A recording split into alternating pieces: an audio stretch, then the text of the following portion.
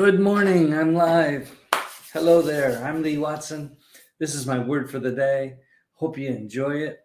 I'm a business advisor. I'm an entrepreneur. An adventurer, and I really like to talk about good words. And speaking of good words, I'll be using the Virtues cards from Virtues Project International.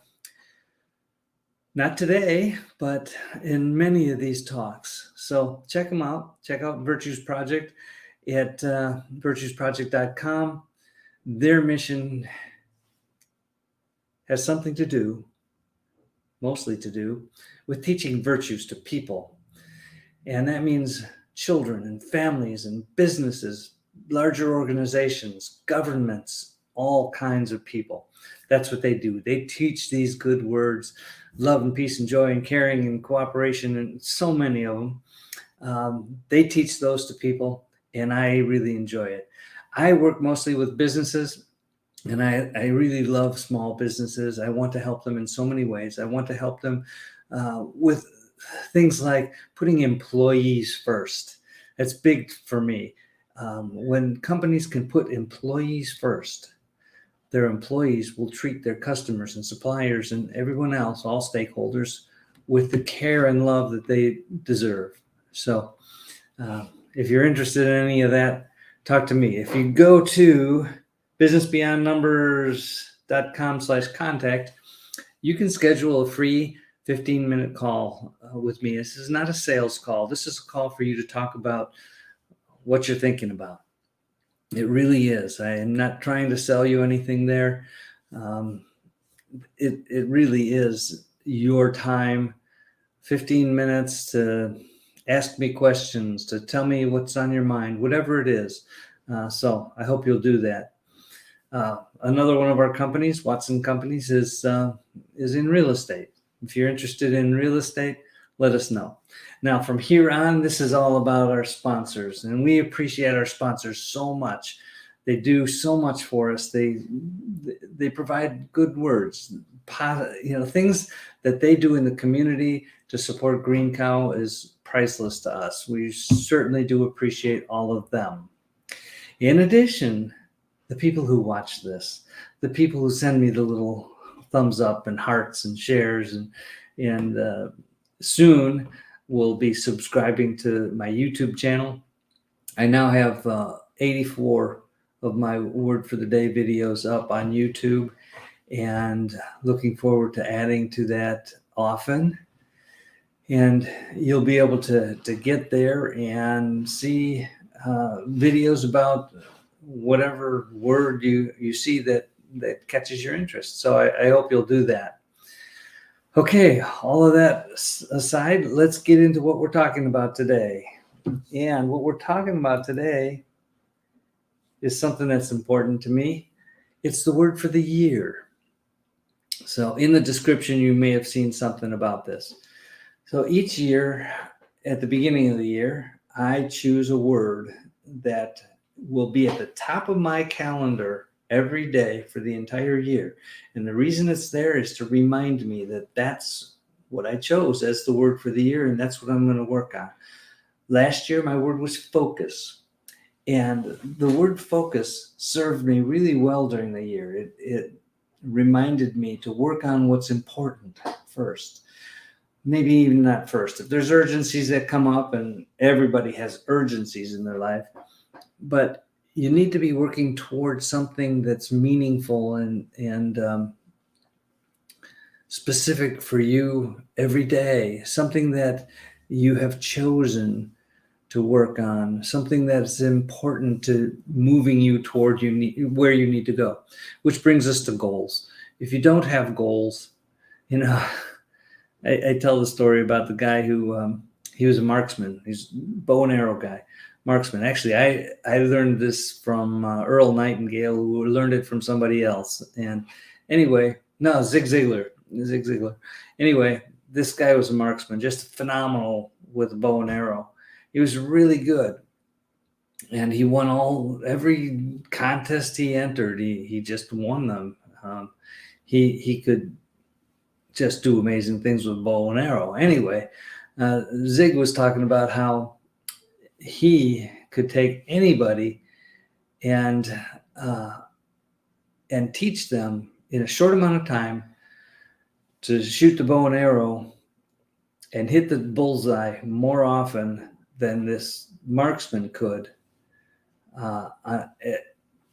any day of the year, provided, of course, that the marksman was blindfolded and turned around a few times, and you get the picture.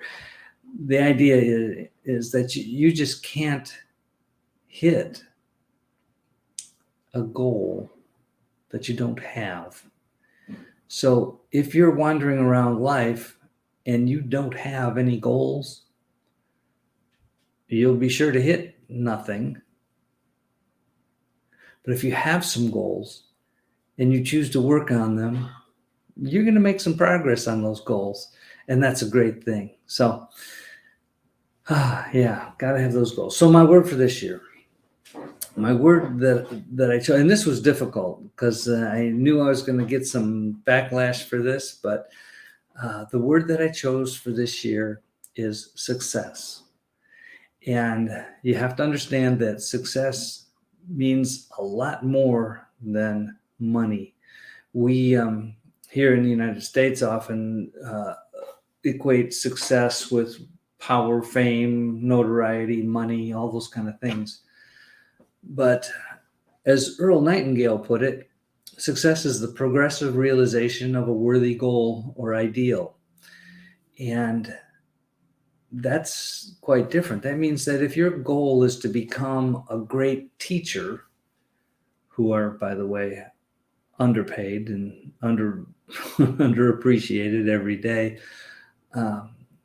they do it because that's what their heart wants them to do. Anyway, if your goal is to become a great teacher and you're doing that, you're working toward that, you're making a difference every day, you are successful, regardless of what your bank account looks like. I mean, how many people would consider Mother Teresa as a failure? No, she didn't make money. She raised money so that she could help other people, for sure. People like that are not motivated strictly by money. And when I say success, I read a book recently. It's the boy, the mole, the fox, and the horse. Apparently, there's a lot of people reading this book. Anyway, there were many words of wisdom in that book, including the definition of love that says, the definition of success, spoiler alert, is love, loving other people, loving yourself. Everything about love is success. And if you're loving and kind and grateful for everything, it's hard to not be successful somehow. So my word for this year is success. Now I break it down into all the different categories. When I write my goals, I write them in all different categories. And you will too, based on what's important to you. Now we can only work on a few goals at a time, but that doesn't mean we can't spread them out during the year and work on them a little bit here and there.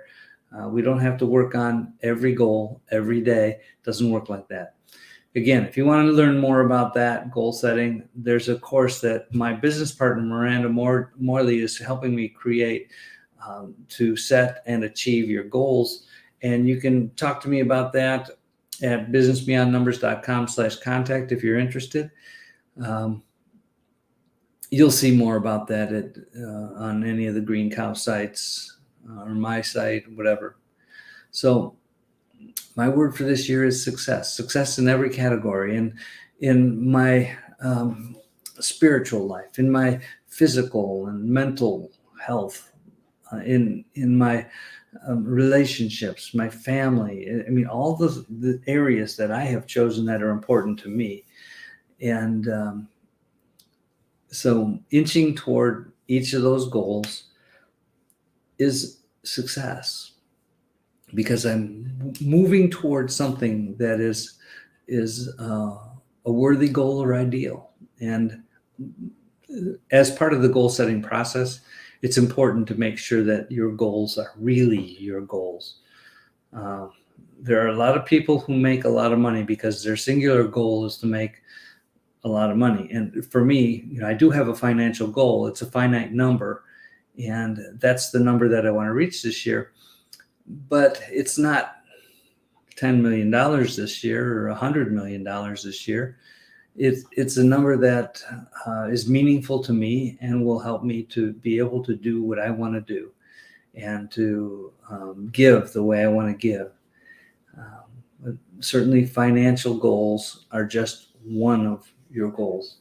Of course, if you have singularity of purpose and you're just totally focused on one thing, you'll probably reach it. Unfortunately, many other areas of your life might suffer. And you don't want to actually be bouncing back and forth between this goal and that goal and the other goal if they're not kind of in alignment. And that's where your vision, your life vision and purpose comes in.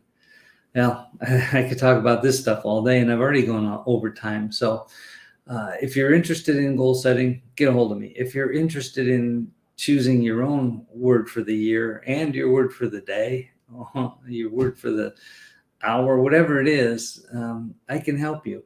Virtues are a good start. The Virtues Project has been a great resource for me in that department, and I appreciate them very much. Okay, this is where I remind you to do something really nice for somebody else today. And if you have the resources to do something really nice for a whole bunch of people, do that. Do that. Let's be that light in the world, in our worlds, that source of hope and peace and joy and love and cooperation and gratitude, all those things. Let's be the person who shows those things to the world, because there's nothing bad that can come from living the virtues. It's help somebody else today.